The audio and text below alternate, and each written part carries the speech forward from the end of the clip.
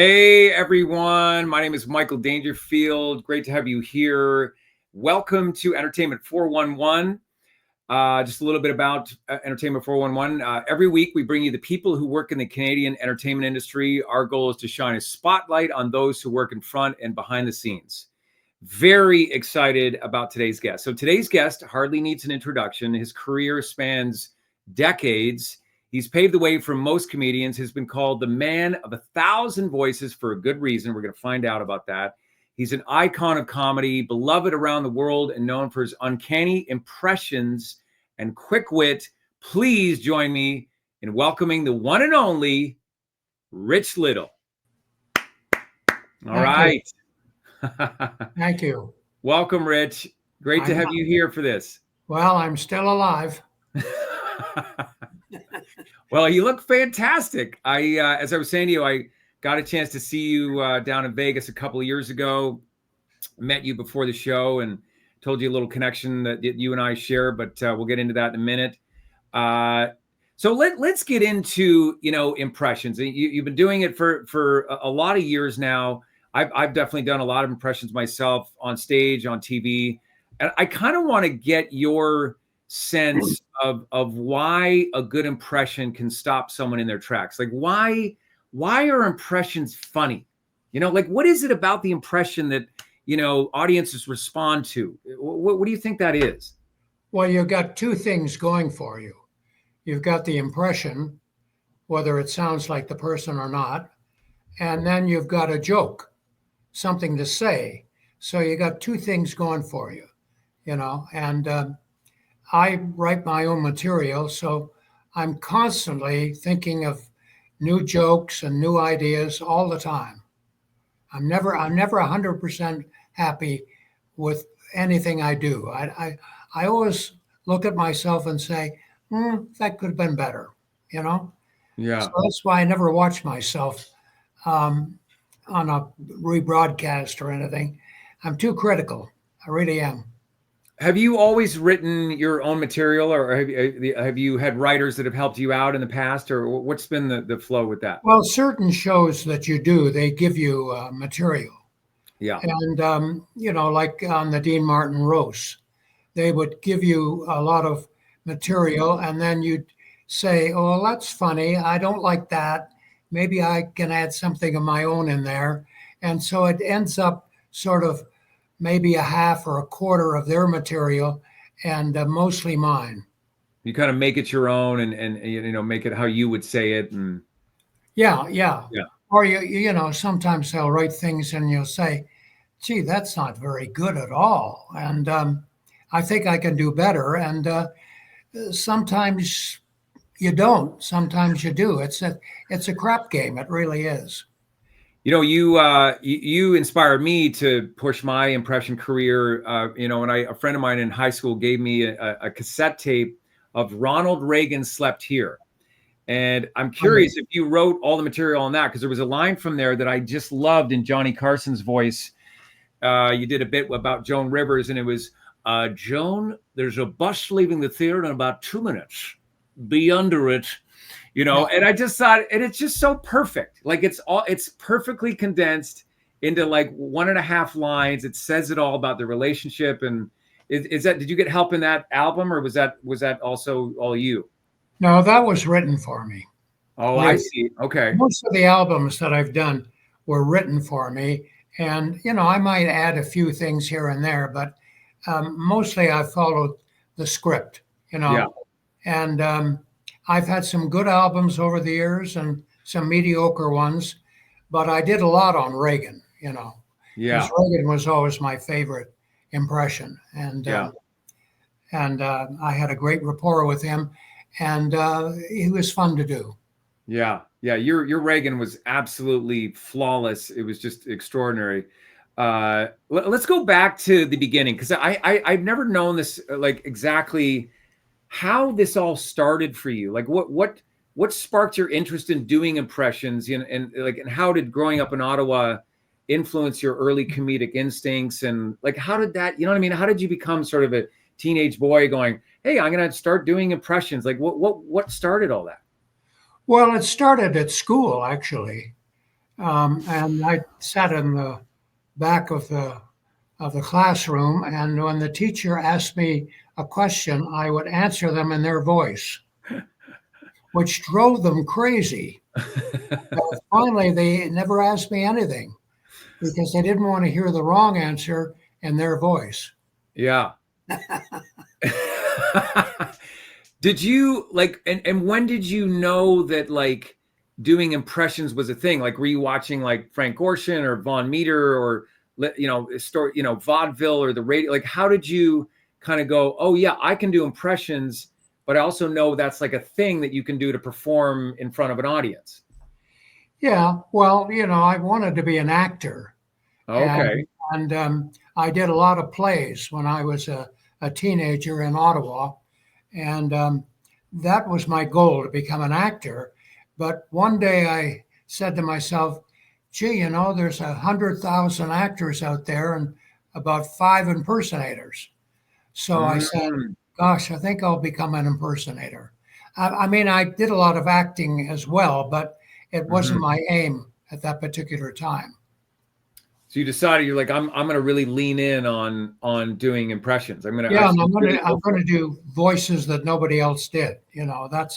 That's the thing I tell young impersonators today: get your own voices. Do people that nobody else does, which is tough. Yeah. Because sometimes you can learn how to do an impression by listening to another impersonator, right, and see how they do it. Yeah. And you get the hook, right? You get the hook. It's like a shoehorn into the voice or into the character, right? Yeah, exactly. It's like you're unlocking a frequency that people can hear in a new way, or yeah. Well, I don't know whether I should use the word stole, but I did voices that other people made famous, like Von Meter did Kennedy. Yeah. And then I did my impression of Kennedy. And I remember George Kirby was a great impersonator before me, and he did a great James Mason. And then I did my impression of James Mason, and he said to me, "Oh my God, Rich, I wish I could do that as well as you do." And I said, "George, I stole it from you." Yeah, it's kind of like, it's sort of like whoever unlocks it first, are they supposed to be at the top of the mountain of like, like the first to the who's done it sort of thing, and they're almost supposed to own it in a way, or do you know what I mean? Yeah. Well, a lot of people did Ed Sullivan. Yeah. And, I mean, a lot of people, and I did him too. But Will Jordan was the guy that looked like him. Yeah. And he did the best. He did the best of all the impressions, because if you can do the voice, but if you can look like them, you've got a big thing going for you. Yeah. Yes. There's some people I can do that I look a little bit like, Jack Lemmon, Yeah. But right. there's other people that I do, like Raymond Burr and Orson Welles, and I can't look like them at all. Yeah, I know what you mean. Yeah. It's funny. I thought about this earlier because you were coming up at a time when TV was kind of fairly brand new. Obviously, radio had been around, but no social media, no internet. And so in a way, because now it's like, you go to TikTok and YouTube, there's a lot of people doing impressions, right? You see it all the time, and it comes up on Instagram feeds. But true. I mean, can you take us back to what that was like to be doing it without all that? Like, 'cause in a way, it's almost, I was thinking how it probably was a little more special that here's this guy that can bring us a celebrity's voice and persona, and when we're not seeing them all the time on social media and the internet or whatever. Do you know what I mean? Like, you were doing it without all that. Yeah, that's true. I started in Canada working in coffee houses. Oh. But hardly anybody remembers those places. But and then I did smaller clubs in Canada, and did a lot of television. I did variety shows in Canada, and that's when I met Mel Torme. Oh, okay. Because Mel Torme was a guest on a show I did in Canada called Parade, and he was the guest on that week, and we hit it off immediately because Mel's an authority on movies, and he was terrific. As a matter of fact, he was responsible for getting me on the Judy Garland Show. Wow, which was a big break for you, right? That was a big, yeah. He said, Rich, you do impressions that nobody else does, and you do them so damn well. I'm going to put your voices on tape, and then when I get back to Hollywood, I'm going to go over to Judy Garland's place and play this tape for her, and I'm sure when she hears it, you'll get on her show. And that's what he did. And he went over there and he said, Judy, you got to hear this guy. He's from Canada, and he does a lot of impressions, and he's brilliant. Please, would you listen to him? And she said, no, I won't listen to him. And he said, why? She said, I don't like impersonators. They make me fart. That's what Judy Garland said. That doesn't even make sense. That little girl from Kansas said that. And so Mel was stunned by that. But he said to her, listen, just listen to one impression that he does. Okay. Yeah. And he played her my impression of James Mason. Right. And James Mason made a movie with Judy Garland called A Star is Born. And they became great, great friends. And when she heard my impression of James Mason, she lit up and said, book him on the show. Wow. And then didn't you go on the show, and then she wasn't there for rehearsal, and then the live taping was the first time in person that she saw you do. Yeah, that's right. That's right. Yeah. That's why her reaction was so good. She was like, oh, wow. She never saw me do it at rehearsal because she was never there. That's right.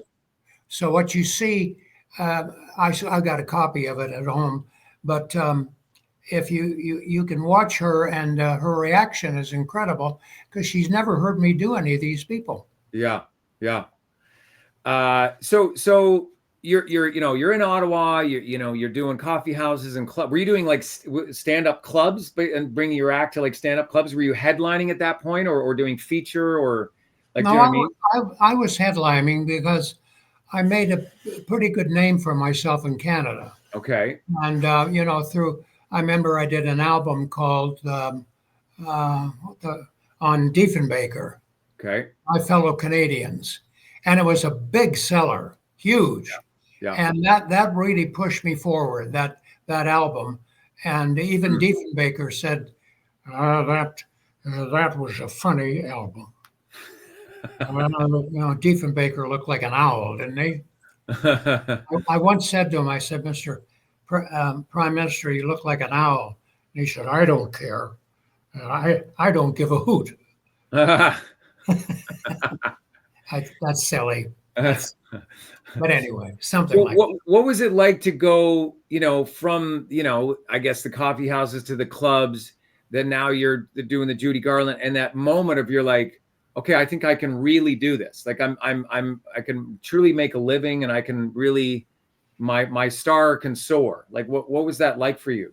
After the Garland Show, it got such great reaction for me, and that kind of made me, because a lot of people watched it, and after that, I moved down to the U.S. Oh, you did? Okay. To do a lot of television in the U.S. and I hadn't forgotten Canada. I still went back there occasionally to do a show, but after the Garland Show, I was pretty much living in Hollywood. Yeah. Wow. And then you're just doing all those shows, and is that when the roasts start and like those kinds of things as well, and like Carson and going, you know what I mean, like? Yeah. Well, I think that the shows that really helped me in my career were the Dean Martin roasts. Yeah. And I did 24 of those, and also the Tonight Show, which I host 32 times, and let me think. The other show that really helped my career was the Julie Andrews Show. Oh, okay. I was a regular on that show. Yeah. I was on every week, almost every week, with Julie Andrews. And so were you kind of, was any part of you kind of blown away that you were hanging with these crowds and these people and doing like, were you just like, wow, it's happening? Like I'm becoming, like I'm becoming a star. Was that like did it take you a moment to kind of embrace that? Oh yeah. Well, if you were on the Ed Sullivan Show and you did well, everybody back in those days, back in the '60s, they watched the Ed Sullivan Show. Almost everybody did. Yeah. So if you did well on the Ed Sullivan Show, you could walk down the street the next day and people would recognize you. Wow. It's not like that today. There's too many shows to see. Yeah. But back then, to do the Tonight Show or the Ed Sullivan Show and do well, you were probably a name right off the bat. And was the goal to get to, or was it a sort of a combination thing, because then you got to Vegas and then you had your huge run there. You had an 8-year run doing your one-man show. And was that sort of where you're trying to get to, or was it just a combination of all of it? Like you're doing roast, you're doing Vegas, you're doing movies or TV, you're just doing it all like that? Well, I did a lot of traveling and did a lot of clubs across the country. But after a while, I like to be stationary. Yeah. And that's when I decided I'd live in Vegas and primarily work out of Vegas. Yeah. And that's what I've done all these years. I go out occasionally and do a show somewhere else, but like I'm going into the Tuscany casino next week. And I don't know how that's going to go, but I'm going to give it a shot. And I just don't know at my age whether I got the stamina to do that. But I'm only going to do three nights a week.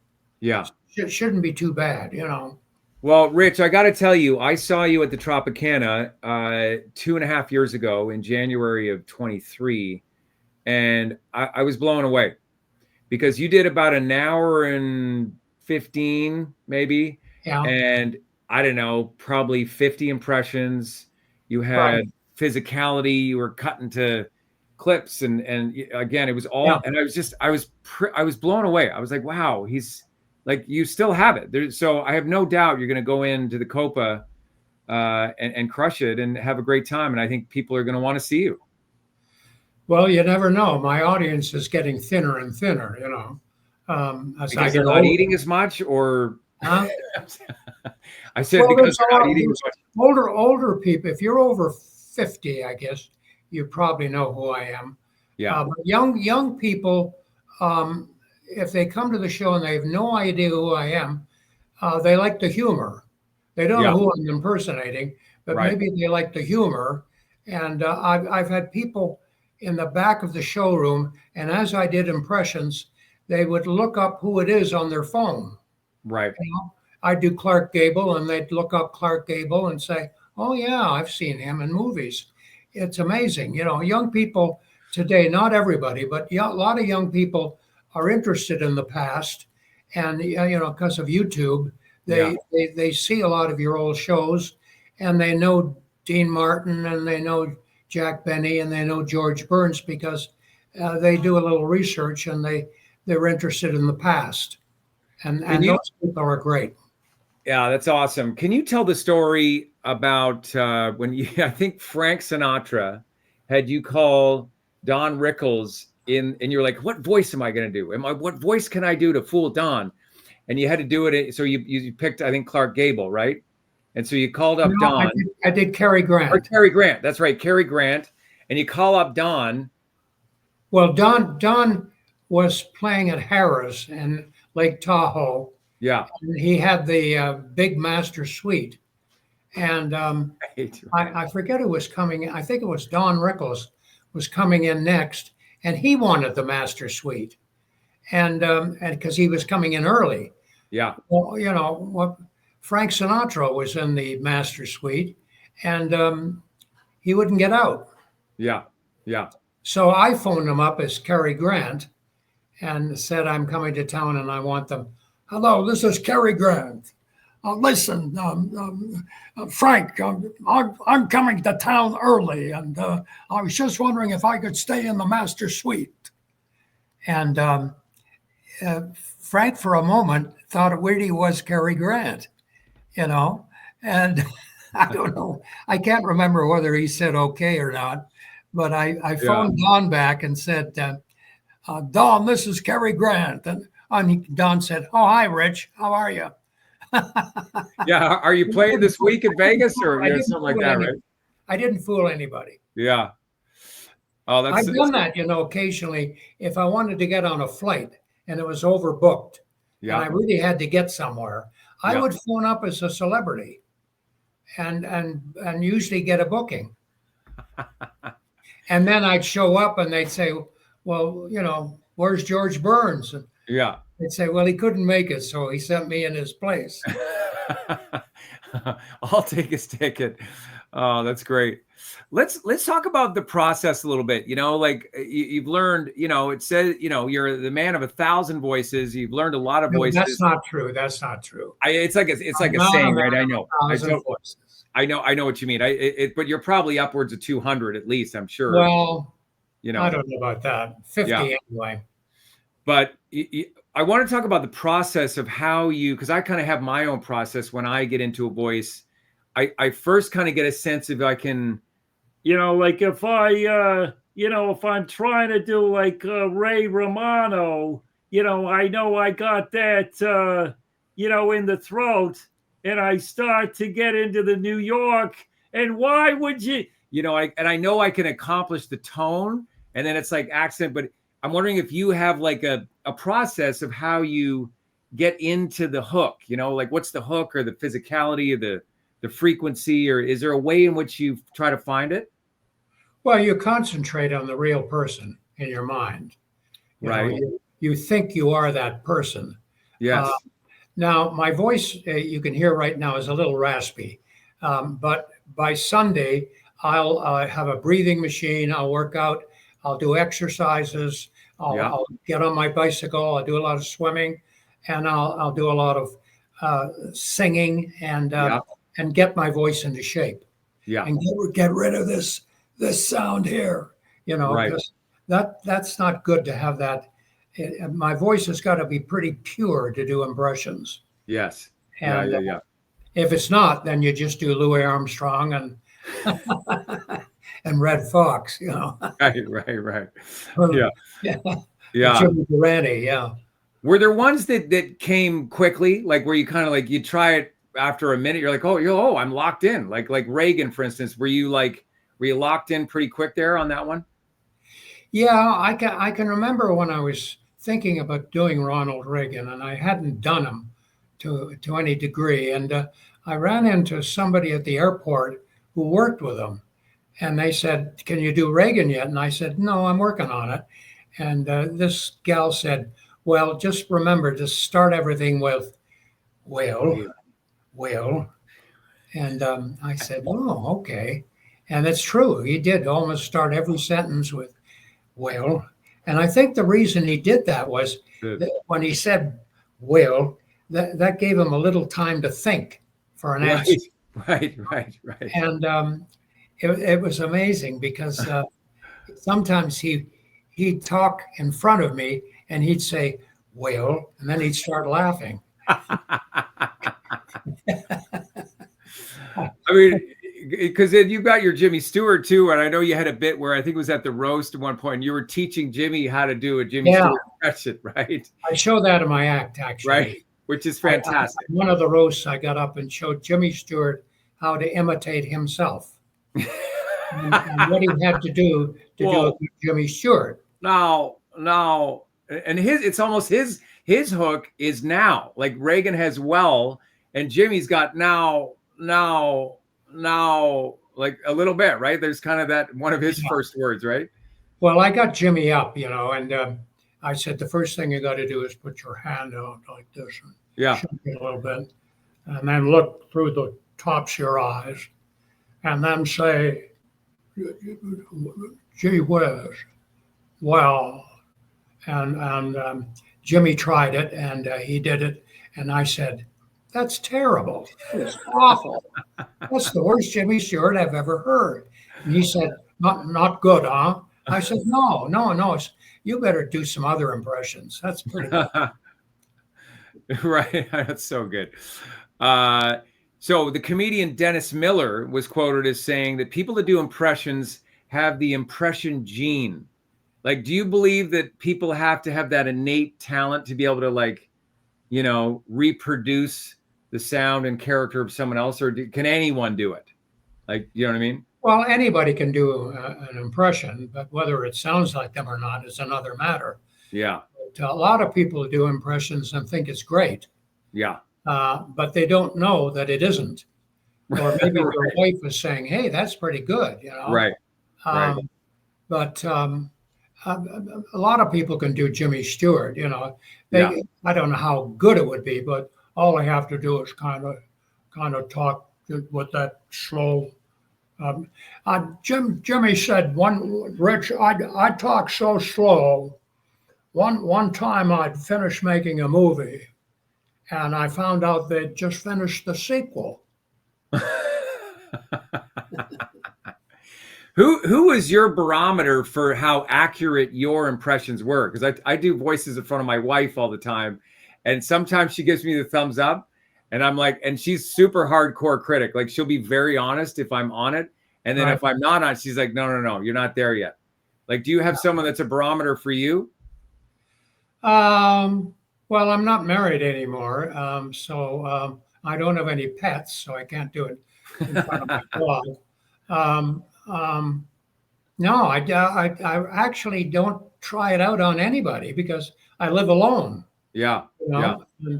And I don't know how old I am, but I looked in the mirror this morning and said, "Who the hell is that?" Do you record yourself like on audio to get a sense of the voice?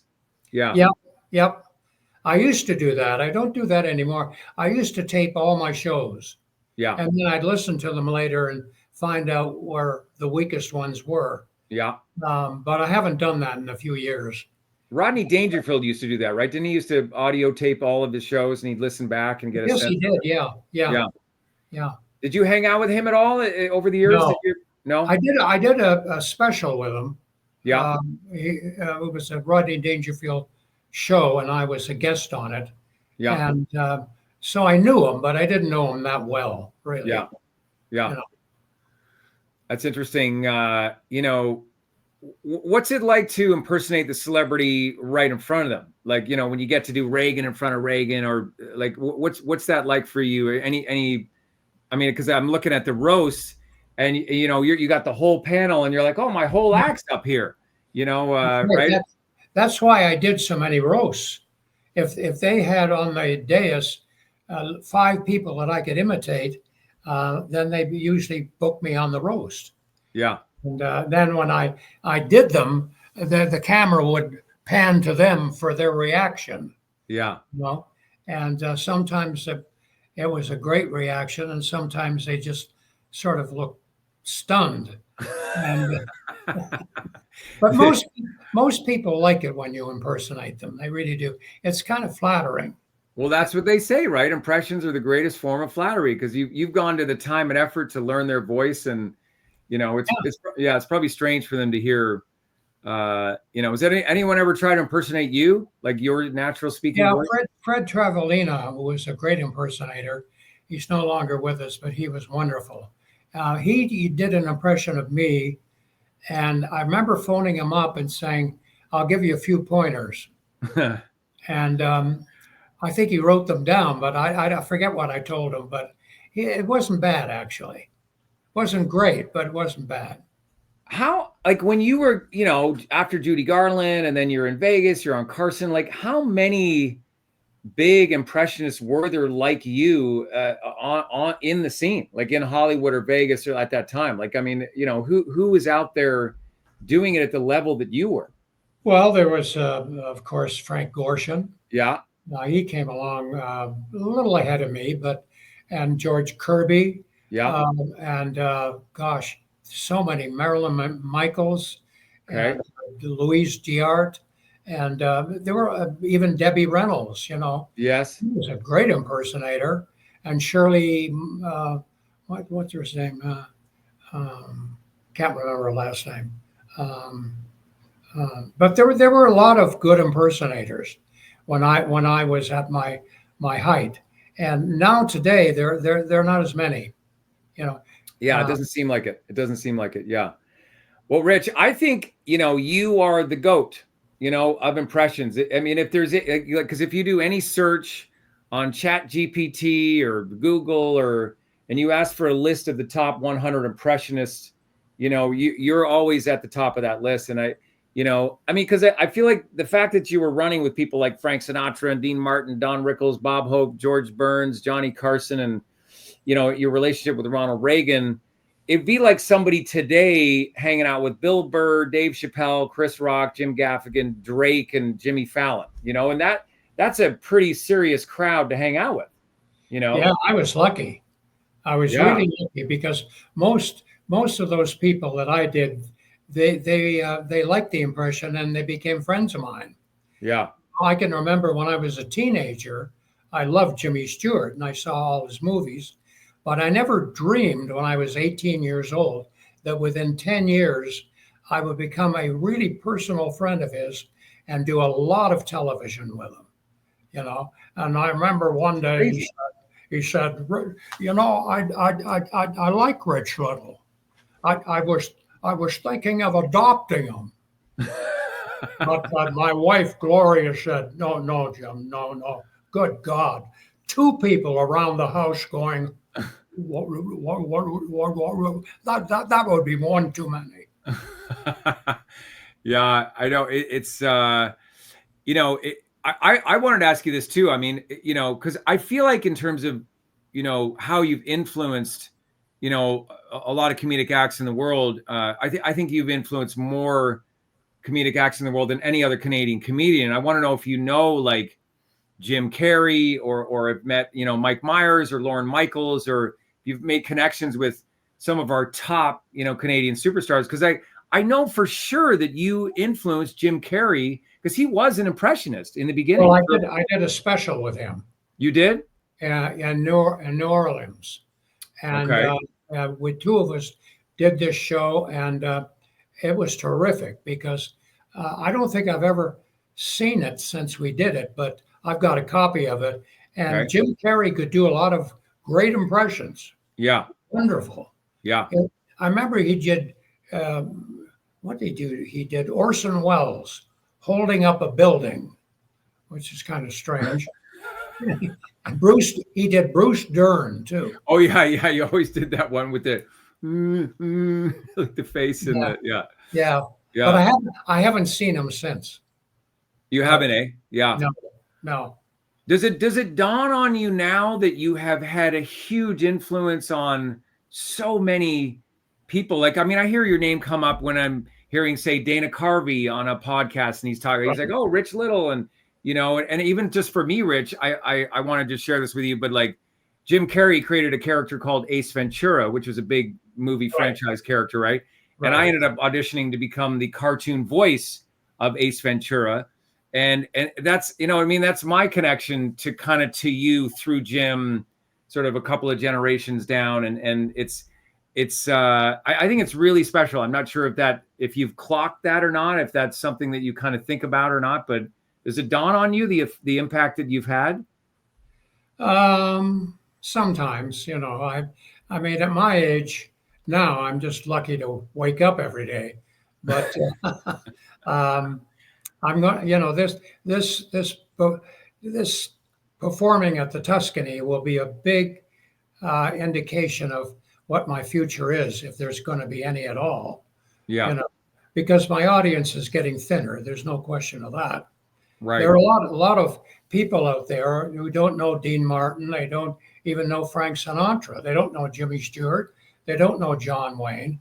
Yeah. And, those people, if they come and see me, just have to appreciate the humor, the jokes that I'm telling. Yeah. I had a young kid come up to me one time and say, "Of all the people you imitated, I think the drunk was my favorite." I said, "The drunk? Well, who's that?" He said, "The one that smoked the cigarettes and drank out of a glass." "Oh, that's Dean Martin." Yeah. Oh, I didn't know his name, but I thought he was a drunk. Yeah. And the interesting thing is that Dean was never a drunk. That's right. He played it, didn't he? Yeah, that's one of those Yeah, that was his misconceptions. hook. But he drank, but I don't think he drank as much as Frank and Sammy. Yeah, yeah, yeah. What were One, Dean one, and time, one time after doing a roast, and I was leaving the dais, I picked up Dean's glass and took a sniff of it. Guess what? It wasn't booze. wow, It was apple juice. it was apple juice. Yeah. He got drunk on apple juice. That's like that famous story of W.C. Fields, who used to drink a lot of gin, but he called it grapefruit juice. And so he Yeah. had a glass on the set, and then I guess somebody had actually put grapefruit juice in his cup. And so he was like, "Oh, who put this grapefruit juice in my grapefruit juice?" Yeah, I remember that. I remember that. That's a true story, actually. Yeah, yeah. Oh, it's good. He Eh? was some character. Well, W.C. Fields. Ah, yes, yes. yeah, right, right. Suffering sciatica. Women are like elephants to me. I like to look at them, but I wouldn't want to own one. So, what I mean, are any things that you're most proud of in your career? I know you're not done yet. You're still going. You're going to perform starting on Sunday. I think it's actually your first date at the Copa. It is. It is. But what is there anything that you're like, wow, I'm really proud of this, or proud? Like, is there a couple things that pop into your head that make you go, wow, I'm really proud of that? I think the first Reagan inauguration, Yeah. and to see Reagan laugh that loud and just screaming with laughter, tears running down his face, that was a terrific moment for me. Yeah. You know? And he was the best audience in the world because he liked humor. You know, he did one time. Ronald Reagan did a couple impressions for me, and he did Jimmy Stewart, and Yeah. thought to myself, well, don't give up your job for that. It was fair. And then he did John Wayne, which wasn't much better, but he did Truman Capote. Oh. Reagan did an impression of Truman Capote, which wasn't bad. I thought it was pretty good. And then he said to me, well, Rich, I wish I had a joke to go with it. Yeah. He said, well, Mr. President, I'll give you a joke you can use when you do Truman Capote. He said, really? I said, yeah. So he got a Secret Service man, got a paper and a pen, and wrote the joke down on his back. And the joke was this: you know, a lot of people think that I wrote in cold blood, but that's not true. Actually, I wrote in ink. And Reagan thought that was hysterical. And he wrote that out on the back of a Secret Serviceman. He put the paper in his pocket, and then he said to me, I can't wait to try that out on Gorbachev. Could you imagine Reagan doing Truman Capote for Gorbachev? That's crazy. That's so crazy. Insane. Oh my God. I'd love to have seen that. That he must have gone,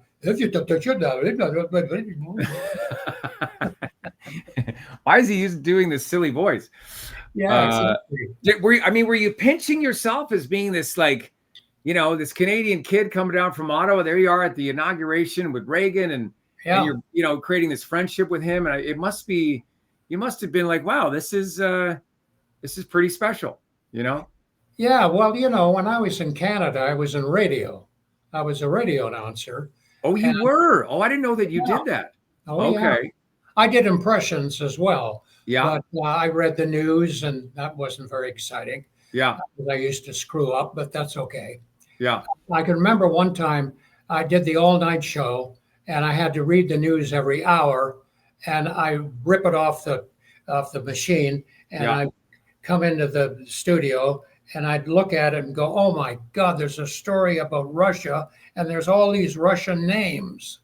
I will never be able to do this. Yeah. You know? So what I did was I pretended that there was a mechanical failure, and we went off the air. I went, okay. The delegate from Russia today landed in Ottawa, and his name was, and he would, it, right. and that for the weekend. Right. And then I didn't have to read it. Right. Right. The technician came in the next day and ripped everything apart. Faulty wire. What's going on here? Yeah. That's hilarious. So that's so you're doing radio while you were doing your shows Yeah. at the coffee shops and the clubs and just started off doing the all-night show on a radio station in Ottawa, CFRA. Yeah. And then after that, I went to a little town about 40 miles from Ottawa called Smiths Falls. And I was there for about a year and a half as just a regular announcer. I was doing impressions at the time, and I would do shows occasionally for, the Kiwanis or Knights of Columbus or, local shows. And then eventually I ended up through Mel Torme getting on the Garland Show. Yeah. And throughout the years, you must have done your fair share of corporate shows. Yeah. Yeah. Yeah. Yeah. Do you have any regrets? I can remember once when I was a teenager in Ottawa, I was doing a show at somebody's home, and I had the instructions how to get there, and I was late, and I knew I was supposed to be on at 7:00, and I arrived at 5 minutes to 7 on my bicycle, and I rode up onto the lawn, and I got my pants caught in the what do you call it? The chain. The chain, yeah. And the bicycle, and I couldn't get my pants out of it. And I was frantic. I could hear them introducing me. Oh no! So I stumbled up onto the veranda, and then into the showroom, dragging my bicycle. And I was introduced as Rich Little impersonator, and I came up to the front of the audience, dragging my bicycle. And they're like, "Is this a bit? What is this guy doing?" The audience just looked at me like some kind of a nut, Finally, somebody in the audience came up and got me out of the bicycle. But I did 10 minutes. I did my impression of Ed Sullivan dragging a bicycle. That's right. Oh my God! I remember when every impression was around the bicycle. First time I went on the Ed Sullivan show, he came up to me and he said, "Youngster, do you impersonate me?" And I said, "Yes, I do, Ed. I've got my bicycle outside." That's so funny. I again, I'm just curious. Do you have any regrets about your career? Like, you've gone this distance of 60 plus years of doing this business. Do you have is there anything that you're like, oh, I wish I would have done that, or like, well, I never did Saturday Night Live ever. Do you wish you would have done that? Oh yeah. Oh, interesting. At the height of my career, I thought I would definitely get on that show, and I was never asked.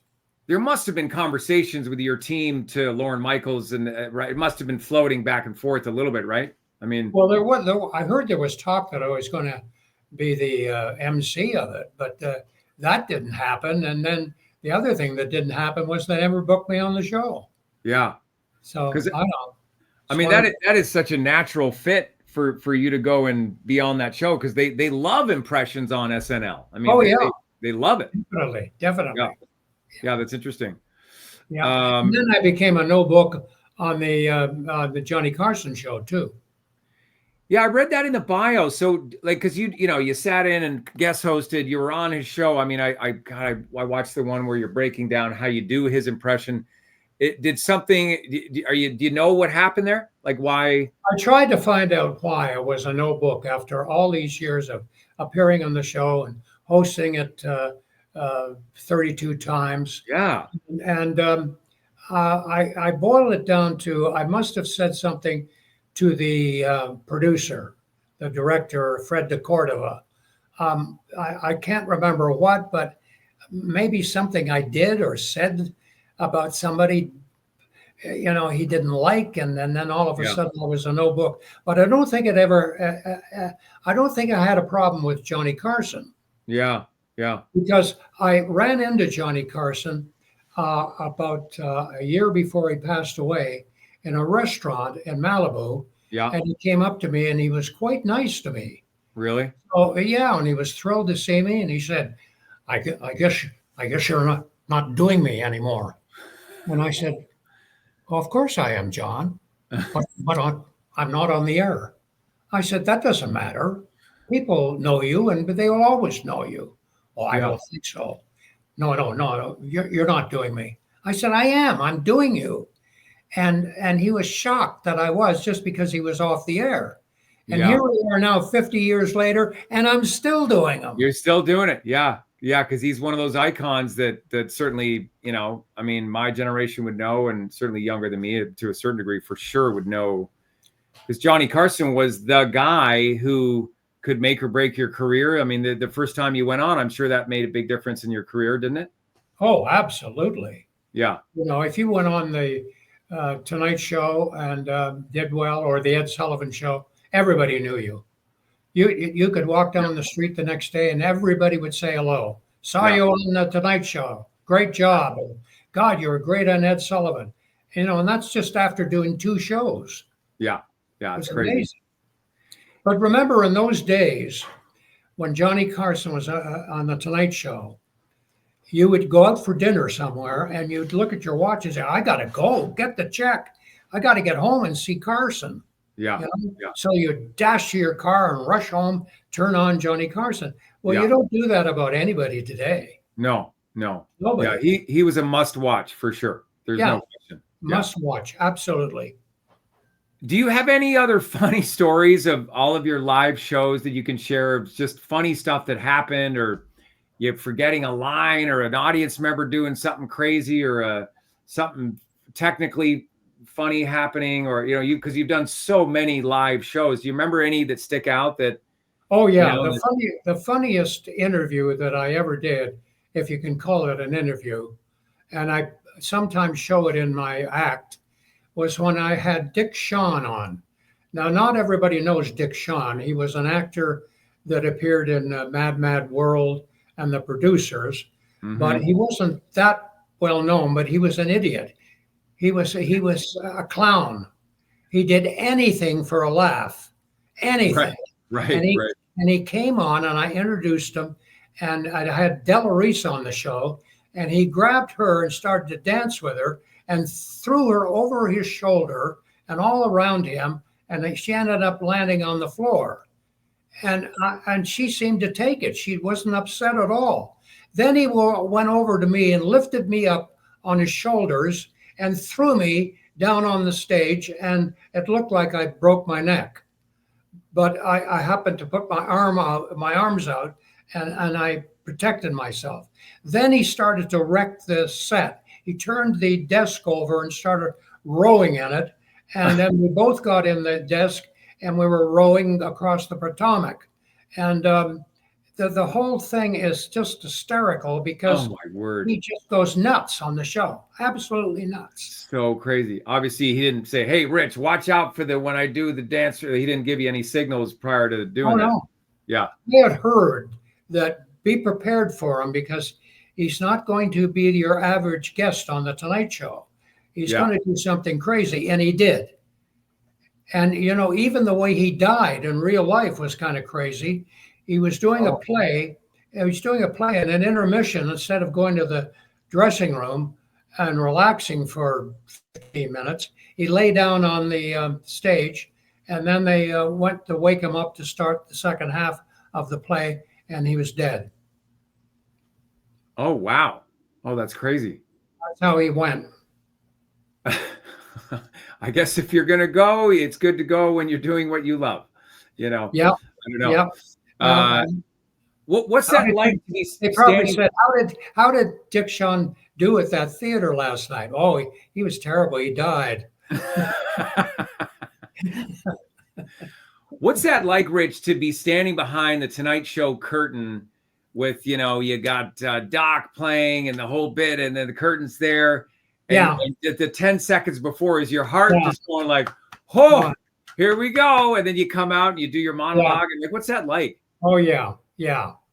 Because you realize how many people are watching, and you're filling in for Johnny Carson, and you're standing backstage ready to go on. And you keep saying to yourself, "Be calm, relax, Yeah. Don't worry about it. Go out there and have fun. Don't Yeah. think about how many people are watching.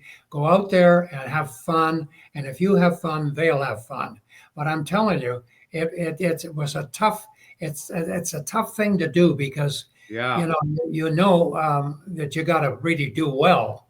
And Yeah. it was the same thing doing the Dean Martin roast. Yeah. You stand backstage and just say, "Oh my God, the people that are watching this are in the millions," Yeah. and all these great performers are on the show. And if I die on this, I'm through. So you had to calm yourself down. I Yeah. never took anything though. Yeah. Some people would take a pill or something to Yeah. relax themselves, or as David Fry used to do, take a couple of belts of whiskey. But I never did that. So Yeah, that wasn't your thing, right? Like you never actually got into drinking and like, no, right? You kind of stayed away from that. no, I never been a drinker or a smoker. Yeah. That's And pretty smart. that's why I've lived so long. Yeah. You know that? Yeah. But it's, I mean, I think it says a lot. That's really cool.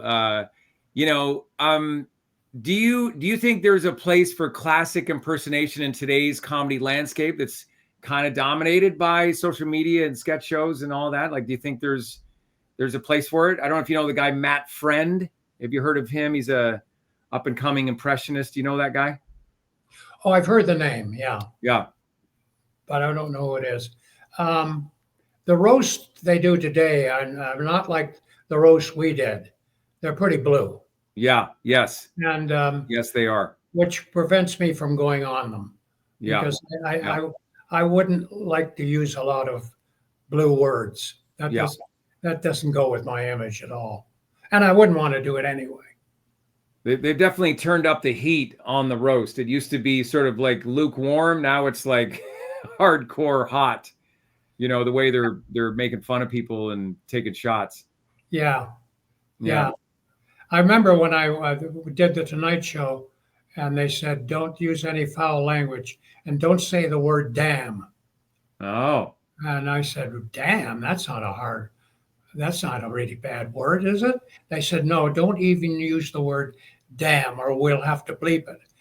And Wow. so I made a mistake and used the word damn, and they bleeped it. And when the show was over, the announcer came on and said, "Stay tuned for our movie, which was Village of the Damned." Beep. Yeah, that's crazy. Yeah. We talked a bit about, what you would do if you were a young comedian or young voice actor. I mean, do you have any advice that you can give to someone, to a young comedian or young voice actor or young impressionist to, get themselves going and start that career that is such an awesome way. Like, I'm so glad I've been doing it for 30 years and I'm so glad I made the choice to do it. It can be very hard, but it's such a wonderful career to have. Well, I would say to them, try and do voices that nobody else does. Yeah. And then also, if you're starting out, you got to get a manager. Yeah. And people say, "How do you get a manager?" And I said, "That's a good question." Sometimes they come to you and sometimes you have to seek them out, but you can't sell yourself to go on a show by yourself. You have to have somebody pushing you. So you need a manager or an agent to do that for you, and if you get a manager or an agent and they're good, then maybe you could do well in show business. Yeah. Did you pursue voiceover yourself in any way, like get a kind of a home studio and do voice work? I know you did you've done animation but did you really go after it, or was it more sort of offer based that you would take roles, or do you know what I mean? No, I would just take what comes along, and I never had a recording studio in my home or anything like that. Yeah. I used to tape all my shows, and I've got a lot of tapes with old shows on them. Yeah. And sometimes I listen to them and think, God, how did I ever succeed in show business? That is awful. Oh, God. Listen to some of those early shows in the 60s that I did in Canada at the Royal York or some some snakes and ladder or some club in Toronto, and I have the tape, and I would play it and go, "Oh my God, that's awful! Oh, How did that's I amazing. ever succeed in show business doing that kind of material?" You know, That's so cool that you. It's yeah, so actors do that too. I'm sure they do. yeah. They'll look at an old movie that they made years ago and think, "Oh, this is awful," you know, and we don't. We probably think it's great. Yeah. Yeah, well, exactly. Yeah, that's really cool that you've kept a lot of your stuff. You know, like the audio and the video. You know, because as we talked about in your show, there's a lot of. It's funny, you know, because I've done some research and obviously before doing this and even well before this that you know, research you and your career, and there was certain clips that you played in your show at the Tropicana that I've never seen before that are Yeah. really, they're just fantastic. Well, that's one of the things that helps my act. If you come and see me at the Tuscany, I show a lot of clips from the past.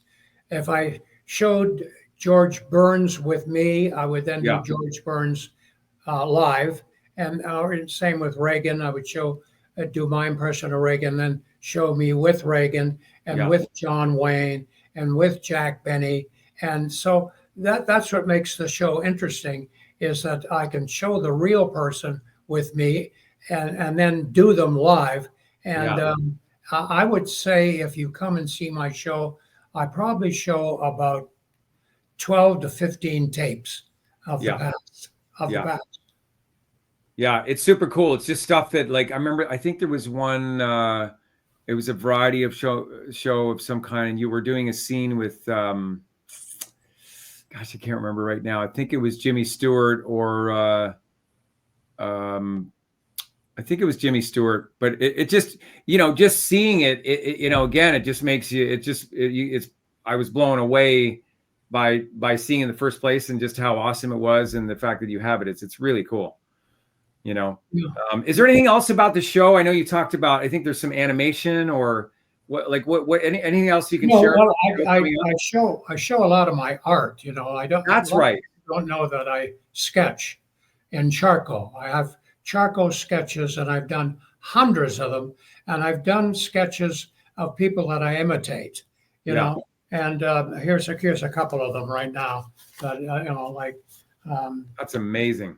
Like wow, Willie Nelson, and picture. Jack Nicholson, here's Jack. And oh yeah, I've got a couple more here. Betty Davis, what's a dump? Yeah. Okay, go ahead, punk. Make my day. That's amazing, right? Wow, Rich, you're so talented. That's incredible. Like, that's not just like pretty good art. You are doing like an impression in the drawing sense of it. Like, that's incredible. Well, every time I do an impression, I put up the drawing first. Right. And then I do the impression. And then if I have also me with that person that I'm doing, I show that. So I got three things going for me. I've got the impression, the picture, and then the clip of me with them from the past. Now, you did an album that I listened to just recently on iTunes, and it's you doing famous people like actors and comedians or whatever, and they're singing songs that we would all know of. Now, have you ever done singing impressions of singers? Like, do you know what I mean? Like, yeah. Oh, yeah. Yeah. Oh, yeah. Yeah. I do Tom Jones. I do Neil Diamond, Tony Bennett, Frank Sinatra, Dean Martin. I used to do a lot more singing than I do now. Yeah. Yeah. And I don't do Tom Jones anymore because I haven't got the energy. Right. And also I found out that Tom doesn't have the energy either. So we're even on that. But yeah, Tom Jones is a very physical impression, you know, if you want to do all the moves. I bet. So is Elvis. Elvis is too, you know. You can't that was all stand there and do Elvis in front of a mic. You got to have the moves. And that was all incorporated into your Vegas act, like in your 8-year run there. Yeah. So you got a great band behind you, and then they're playing the music, and then yeah. I used to have a big band behind me. Yeah. Now I just have a synthesizer. That's all. Yeah. No. And But, how yeah, long was your show in Vegas when you did it back in the 8-year run there? Was it an hour? Basically an hour, hour and 15? an hour. Yeah, about Yeah. an hour. Yeah. Yeah. Everybody wants an hour now, Yeah. so that the audience can go out and gamble, you know. So Yeah. they don't want a long show. So when I'm, at the Tuscany, I'll be doing an hour. Yeah, exactly. Yeah. I'm going to Which do is perfect. 6 o'clock Tuesday and Thursday, 7 o'clock on Sunday. Well, I'll be in Vegas in January, Rich, and I'm going to come see you and check it out. And I think everyone watching should come check out Rich. Like I said, I saw him 2.5 years ago. He is amazing. With just, again, his versatility, his physicality, his facial expressions, the accuracy, the voice, the jokes, the music, the art. It's a really full-on experience, and it's just super cool. I really hope people come and see you. Well, I hope you come and see me too. And instead of being a stand-up comedian, at my age, I'm going to be a lie-down comedian. They'll have just a nice little bed there. You can just sort of be. So come and hear my arteries hardening. Yeah. Is there anything that, I don't know how much you're aware of the Canadian entertainment industry, but is there anything you could say in terms of its growth or its future? Like, do you know anything about what Canada's trying to do, create, expand on? Is there anything that you want to see differently? I don't. And there's very little information when you live down here. I live in Vegas, and you don't hear much about Canada at all. Yeah. I don't even know who the prime minister is. Yeah. I mean, and to think way back in the early days, I did Diefenbaker and Pearson and Tommy Douglas and all these people. And right. It's kind of sad because sometimes a Canadian will yell out some politician for me to do on stage, and I don't know who they are. But I got to ask you if you're working on your Trump, because there's a lot of people doing Trump, and I'm wondering if you're working on it, because I'm working it's a on my very Trump. good voice. That's a big one. I mean, that's a lot of people are doing Trump, right? It's obviously a good one to do, right? Because I stopped doing Biden. I don't do Biden anymore. Yeah. I used to have him wander around the stage with an ice cream cone, but Right. I don't do that anymore because he's kind of passé now. Yeah. And I kind of feel sorry for him, and I think at this point it might be a bad taste to do him. Sure. He's not all there. We know. Yeah. But people like to make fun of people like that, which can be cruel, in a way. Absolutely. When I used to do Diefenbaker, I used to get some criticism that you're making fun of a man who has Alzheimer's or Parkinson's disease, and I got a little slack for that, Right. So you got to be careful. You don't want to offend anybody, and anybody that's passed away, you usually don't do them unless you're doing a tribute to them. A tribute, yeah.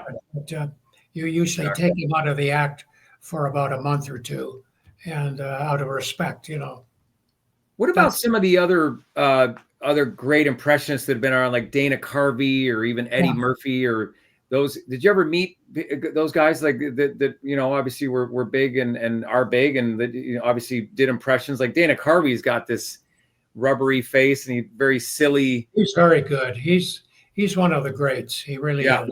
Yeah. And I love his work. His work is great. He's been a great impersonator. Yeah. And a great supporter of mine too. But really? I don't know who's the other one you mentioned. Like Eddie Murphy or like someone like that. Don't know him. Yeah. No. Yeah. No. But you got a chance to connect with Dana a little bit over the years, and Yeah, that's cool. I'd like to do a special or appear on a show with Martin Short, who I think is very clever. Yeah. I'd like to do a show with him because I've already got the title. It would be called Short and Little. That's pretty good. That's got a ring to it. Yeah. That's pretty good. And another great Canadian comedic actor and comedian and singer too. I mean, he's just a fantastic, why do so many great comedians come out of Canada? I mean, why is that? I don't know. But you're right. A lot of comedians did come out of Canada. Yeah. Absolutely. A lot of them. Yeah. I don't know. Maybe things weren't as funny in Canada as they are in the US. I don't know. Yeah. Yeah. It's like that sense of we get to kind of observe from very close proximity what's going on in the US, and we can kind of have an objective sort of, opinion about it. You know what I mean? It's we're not a part of it, but we can see it clearly, almost something like that. I don't know. Well, Rich, this has just been seriously fantastic. I've known about you for many, many years. You truly inspired me to become a comedian and an actor. And, it's been a real pleasure, chatting with you. I don't know if we have any questions from Charlene, if we have any questions from the audience.